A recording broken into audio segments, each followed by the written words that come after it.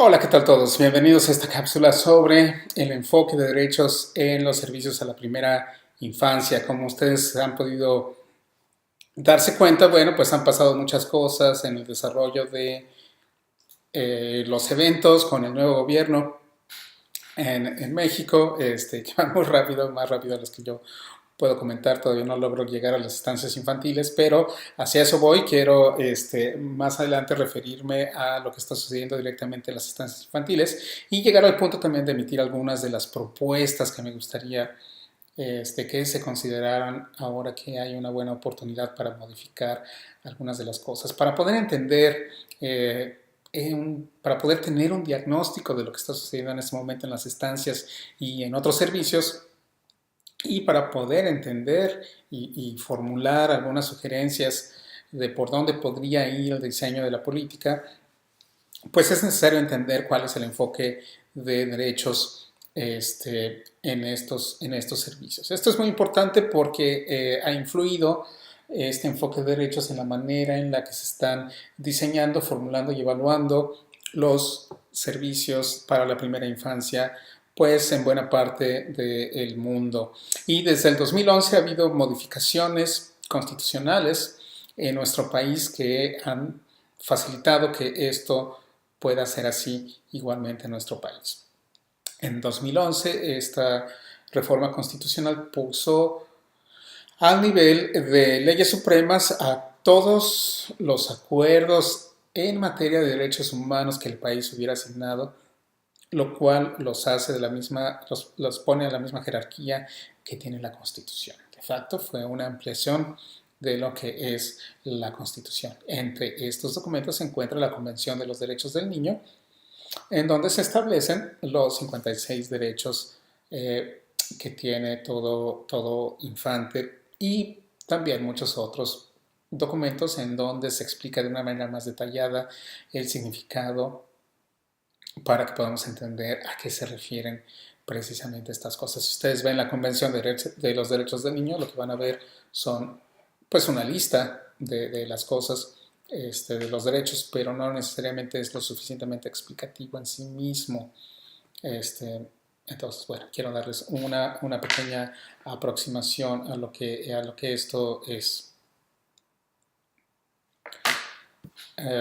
Entonces, ante todo, quiero dar una definición de lo que es el enfoque de derechos, de los derechos humanos, y coincido con algunos autores que los definen como una aspiración a llegar a un mundo que todavía no existe. Es una aspiración a desarrollar sociedades que sean respetuosas de los derechos de todas las personas, en donde hay una idea de que la política y la construcción y operación de las instituciones tiene que tener como objeto que se promuevan los derechos de todas las personas. En el caso de estos servicios, en el caso de las escuelas, no serían solamente los niños, sino también el personal, también los directivos, también las comunidades a las que se atiende, de tal manera que se requiere una visión amplia e integral, no solamente lo que sucede hacia adentro de la institución, sino cómo la institución se conecta con el resto de la sociedad. Hablando específicamente de los niños, bueno, ninguno de los derechos que se enlistan en esta convención de los derechos del niño es superior a ningún otro. El Estado, a través de las familias y a través de las instituciones, tiene la obligación de promover que todos los derechos se cumplan, no solamente algunos de ellos. Y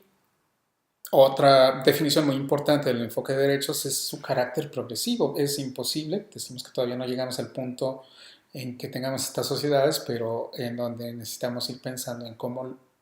el lugar en donde estamos necesita, desde aquí necesitamos empezar a desarrollar lo que tenemos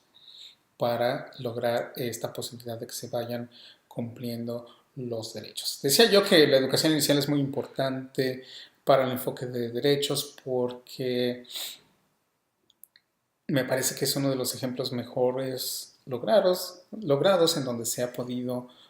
desarrollar esta integralidad, diseñar e implementar esta integralidad con la que los derechos pueden concebirse. Y esto es así por la naturaleza de los niños pequeños, que tienen muchas necesidades, y entonces en los centros de desarrollo infantil, en los CENDIs, de la SEP,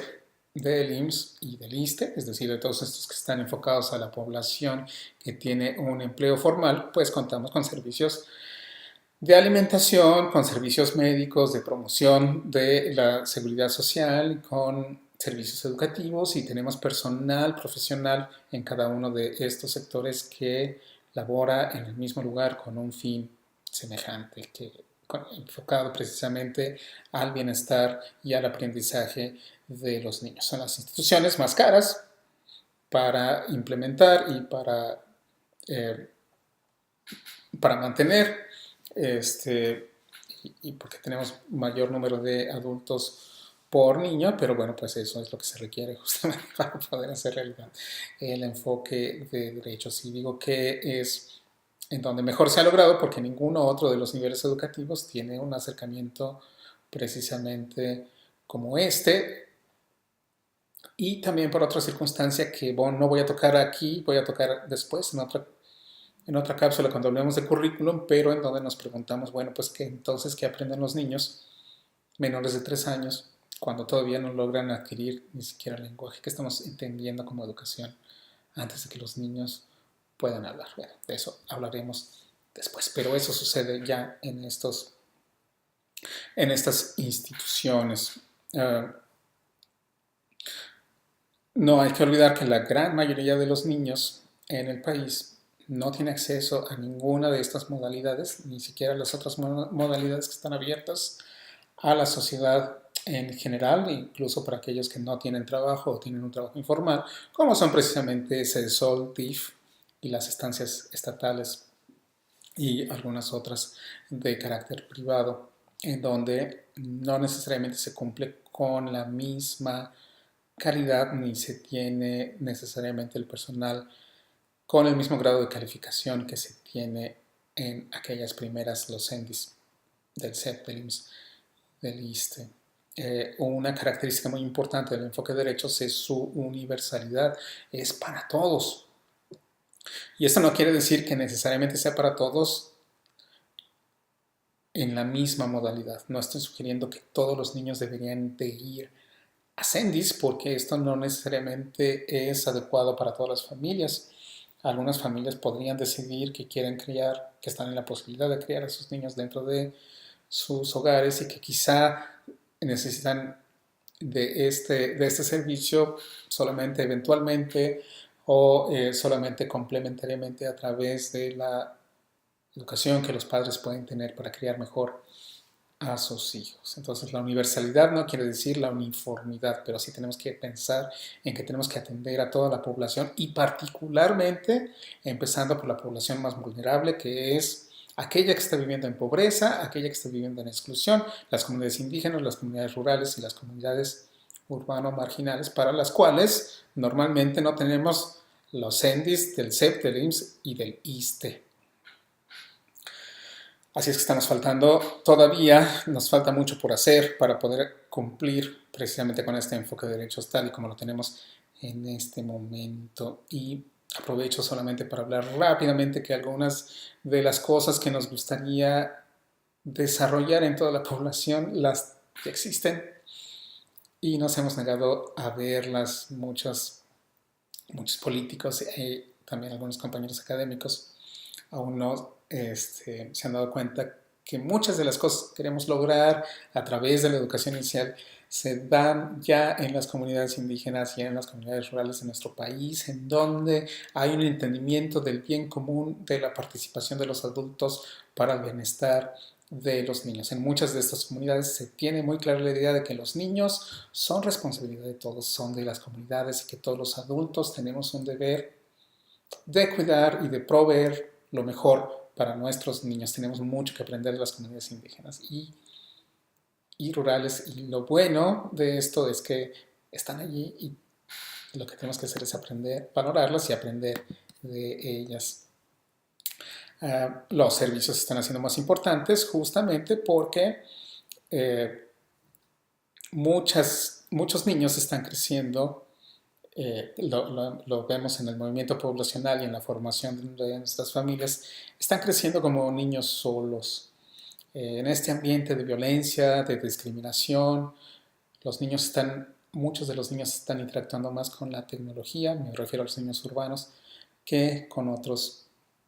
seres humanos en este momento tan importante y tan esencial para el desarrollo de todo ser humano. Quiero señalar también que en este momento, los menores de los 3 años, están sucediendo cosas en nuestro cerebro y en el desarrollo de nuestra personalidad que son esenciales para ayudarnos a disminuir la violencia, para ayudarnos a disminuir la discriminación, para desarrollar esta empatía que hemos venido perdiendo a través de la situación de guerra por la que hemos estado pasando.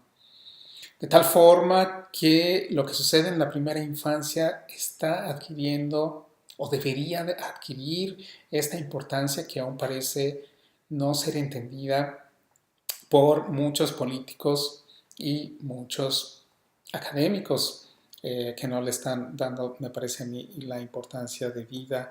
a la primera infancia, a la educación inicial y a lo que está sucediendo en los otros servicios a la educación a la primera infancia. Están aquí justamente los ingredientes que nos pueden ayudar a lograr esta solución en un largo plazo, siempre y cuando sostengamos, por supuesto, esta intención de crear esta nueva sociedad que sea respetuosa de los derechos de todos. Y una de las partes que más nos debe interesar es precisamente estas minorías que han estado excluidas por allí. Deberíamos empezar. Bueno, pues estas son las grandes ideas acerca del enfoque de derechos y sobre ellas estas ideas las estaré utilizando para dar un diagnóstico de lo que está sucediendo en las estancias, de lo que está sucediendo en otros servicios para la primera infancia y más adelante empezar a hablar de las propuestas que tenemos para empezar a mejorar los servicios a la educación temprana. Bueno, pues mil gracias y nos vemos en la siguiente cápsula.